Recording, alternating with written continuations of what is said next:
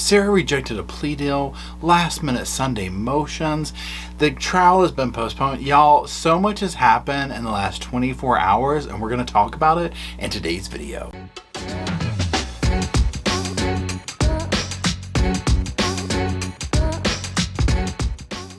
Hello Sofa Squad and welcome back to the sofa. The sofa's back there. My name is Paul if you're new to the channel. If you're not new, well, you know, my name is Paul in case you didn't know, although it doesn't really matter. And welcome back to the sofa once again. Now today we're going to be doing there'll probably be kind of a quick video. It's essentially like a little quick recap of all the stuff that went down with the first day of, well, the attempted first day at jury selection in the Sarah Boone trial, and where we stand with things and some major, what I would consider bombshell stuff that went off, okay? So that's what we're going to do. We're not going to really look at any video clips in this. If you're familiar with my coverage of things, there's not really any to look at. What we'll do is we're going to read a couple of motions that went up on Sunday. We're going to look at a couple of tweets sent out by Kathy Rusin of Law and Crime. And then we're just going to talk about, you know, what we saw today or what we didn't see, I guess you could say, right? So what I want to do is start off with a couple of those motions and the state's response to them. Okay, now on the screen, I'm going to put this first page here, and this is defendant's motion in Lamine, and this is brought forth obviously by Sarah and her team. Now, basically what they're asking for is to have certain dynamics, certain aspects of the interview, the infamous interview interrogation, redacted. Now, if you've been following this, you'll know they tried to get it suppressed, it didn't work, whatever. So that's what they're getting at in this. And what I want to do is jump to the parts of this motion that are relevant, or I mean the whole thing's relevant, but for our purposes here, okay? So we're going to jump down to number 3 here, where it says the approximate 2-hour interrogation was recorded by audio and video. During the interrogation, the 2 homicide detectives questioned the defendant at length concerning the facts and circumstances surrounding Jorge Torres' death. Now, go down to number 5. Number 4 talks about statements and whatnot. Number 5 says from the transcript of the interrogation video titled Transcript of Taped Interview of Sarah Boone conducted by Detective Chelsea Kopsel, case number, and it lists her case number. Okay, let's go down to the second page here. Now this is where it gets into some of the stuff they're wanting to take out. After we go through this, I'll give you my opinion on it. So the top says the first section of evidence to be excluded. The following dialogue from pages 69 through 71, beginning on line 6 of page 69. So Detective Scott says, hold on, you had 2 different neighbors that lived directly next to you. You asked to use the restroom and they told you no and turned you away. You had to go. Sarah Boone, oh. Detective Scott, across the way to somebody else. Sarah Boone, oh, no. Okay, Kim and Eli. Eli or Kim is not a nice person. Detective Scott, okay. Sarah, she's just automatically not nice. Even after me and Lucas went over there and introduced ourselves, she's just not a nice person. Detective Scott, then why would you think she would let you use her restroom? I love these moments, right? Okay, I'm sorry. I just love the way the detectives call her out. Sarah, because Eli was in there. Eli comes over and talks to us sometimes, which I think pisses Kim off. Detective Scott says, okay. Sarah says, because he come over and talks to us. The 2 of them, they're like super standoffish all the time. My neighbors down the street, down the way, their toilet was broken. They had stuff in the bathroom. So then their Detective Scott bathrooms. Sarah, like, go over there, try over there. Detective Scott, there's 2 bathrooms. So both are bathrooms. Sarah, I wouldn't let nobody go upstairs and use my personal bathroom. Sarah, that's what the downstairs one is for. Detective Scott, or somebody you know. Sarah, they're in the process of doing all this stuff in the kitchen. Detective Scott, okay. And there's stuff in the bathroom and the toilet doesn't work. Just move across the way, no problem. Sarah, and of course they let me in. Them and them, they're together. They're part, they're families. That's what you really want to know, and I hope it doesn't get them in trouble. But he is over here illegally, so he's trying to work on getting his green card. Detective Scott, what does that have to do with you using the restroom? I mean, honestly, okay? Sarah, they didn't want to be involved. Chelsea, what's the address? Scott, no. I was asking last night, we had several different people. Sarah, assuming. Scott, stay in the neighborhood, come up. Sarah, Eli and him. Scott, saying that she was drunk on a regular basis. Eli and Kim, okay, did you ask Benny next door? Those are the ones next door that she asked to use the restroom and they said no. Scott, no, she said no. Chelsea, okay. Sarah, like I said, she's not a nice person. Okay, so pause there. A couple of things. When the cops call her out, and this happens throughout the interview, where they're like, what does this have to do? Right? I mean, because it's true. It's like, what? Notice how she throws them under the bus. They're over here illegally. He's trying to work on getting his green card. So she does that. But also notice how there's this vibe of like, even the neighbors. It's just like, ugh, girl, no. I mean, I get what she's saying about the bathroom. Like, you know, how you kind of have like your own private bathroom or whatever. You don't want just anybody, you know what I'm saying? That being said, you know, the neighbors were like, oh, no, the toilet's broke. Go next door. I mean, I can see it now, right? So you see where this is going here, where they're wanting something to be taken out. We'll get to that in a second, but let's keep going. So number 7 says the exclusion of the said evidence is required due to lack of relevance under section. It lists the statutes. In addition, the evidence is improper character evidence under section. It lists the Florida statutes. I mean, again, you see where immediately I walked away from this. And I think it's funny they just pinpointed it down to these sections, because I'm like, yeah, the whole thing's not great. Where you're sitting here walking away like, damn, even the damn neighbors don't like this woman, you know. So let's go to the next thing. It says the second section of evidence to be excluded. Page 53, line 11, Detective CK. Well, he's dead as a result of your actions. Line 13, Detective CK. He's dead as a result of your actions. Line 14, Sarah, I understand that. Page 55, line 24, Detective SL. I have one last question. I mean, you realize you're the person that killed him, right? Page 56, line 1, SB. I thought about that. Page 92, line 15, Detective SL.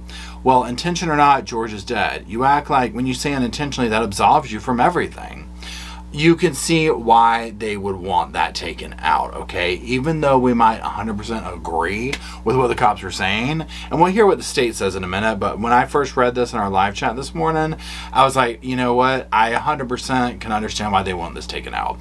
Because you have the law enforcement saying this, and when the jury hears this, I mean, you know what I'm saying? Like, this is going to sound bad, even though it's the truth, okay? It's in my reality. Let's keep going. Now, it says, number 14, that above evidence is improper opinion testimony by law enforcement officer. Law enforcement cannot express opinions on the law of the ultimate issue of fact for the jury. He cites case law. 15. In addition, said statements assume the truth of contested facts and encourage the jury to find the defendant guilty as charged because a law enforcement officer said so.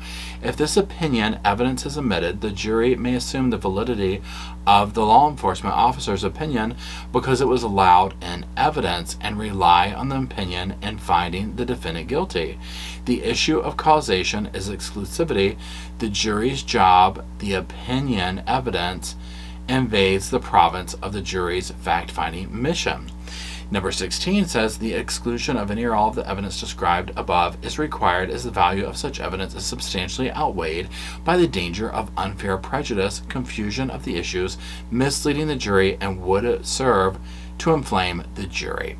Okay, so, you know, 100%, I get it. I get why they would want that to be not there. Let's go on to the state's response to this. Now, here we'll see the page up here. It says state's response to defendant's motion in Lamine regarding defendant's February 25th, 2020 statement. Comes now all that stuff. Number 1, the state does not object to the defendant's request regarding pages 69 to 71. Number 2, the state does object to the defendant's request regarding 53, 55, 56, and 92. They list case law. The statements are designed to elicit responses from the defendant, and they did. They are not statements regarding the law or the ultimate issue of fact for the jury. At issue is whether the death was an accident, as you continuously insist is the case, even as recently as October 1st, 2024, not whether she caused his death. Very interesting. Number 3, the defendant can request the court to read Florida Criminal Jury Instructions 2.8, recorded interview, effective law enforcement statements on the defendant. It reads as follows.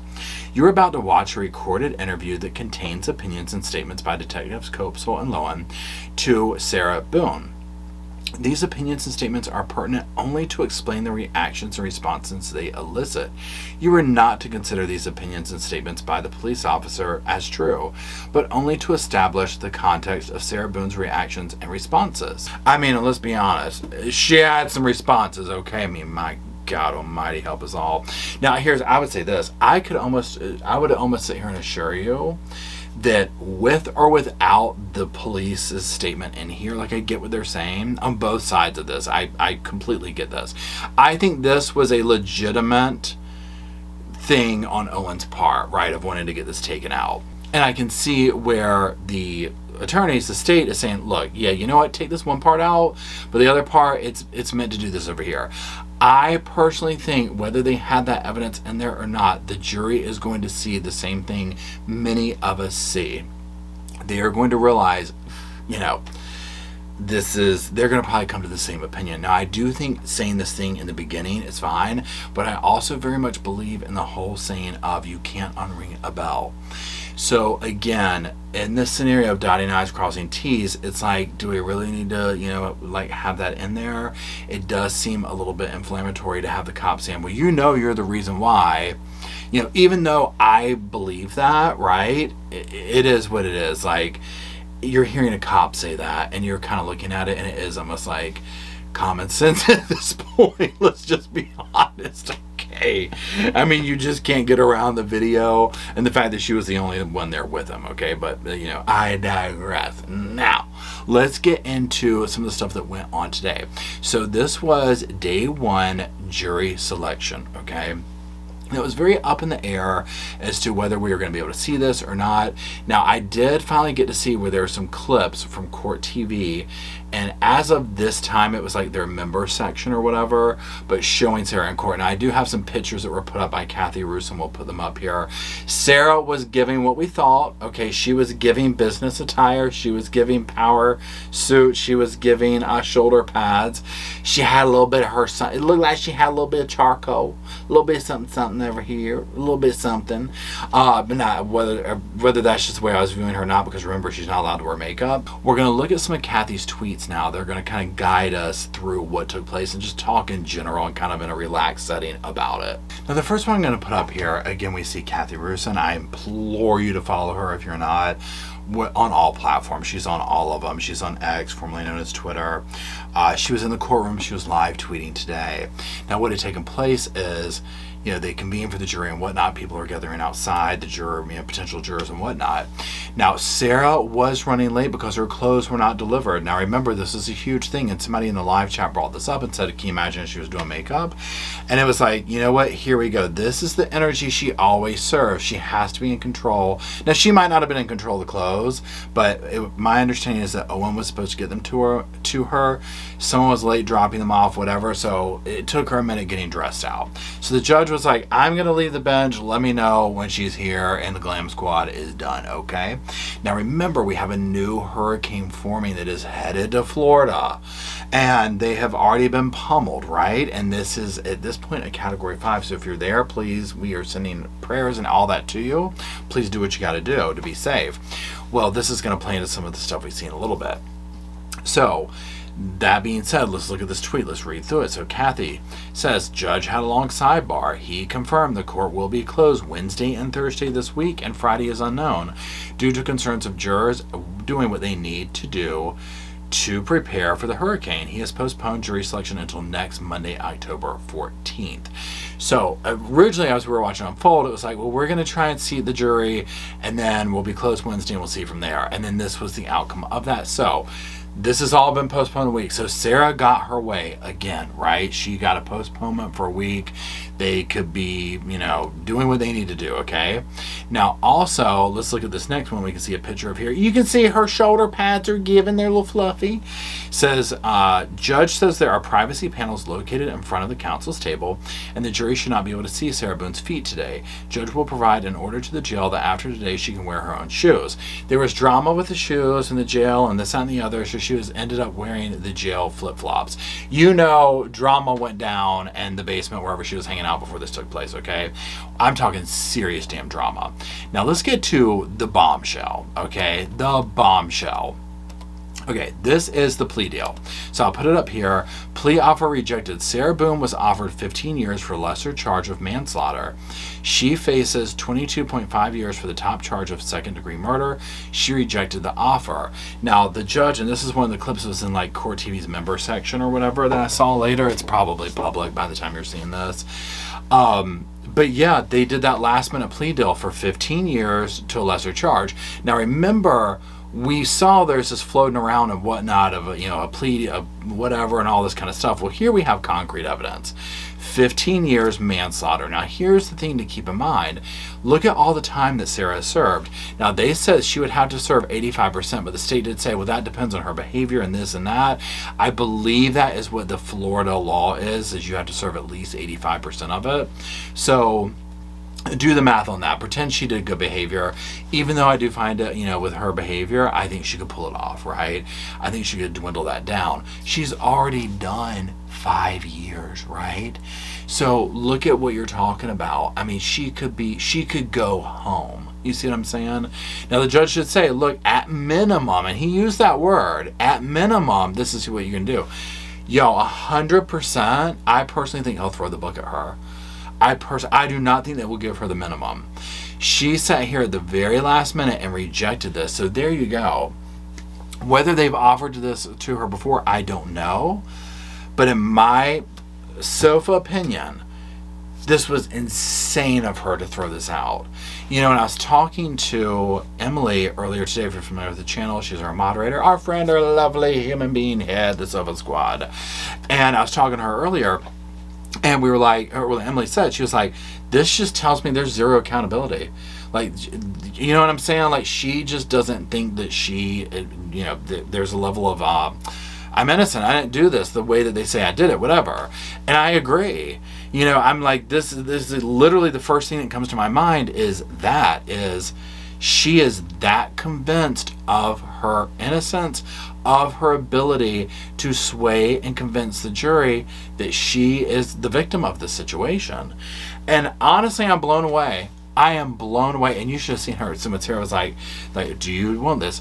Do you want to accept or reject? Reject. I mean, and I don't know what she's going to do if she is found guilty, if she is convicted, if she gets a massive sentence handed her way. Remember, she could do life, right? And I think she'll do somewhere definitely above,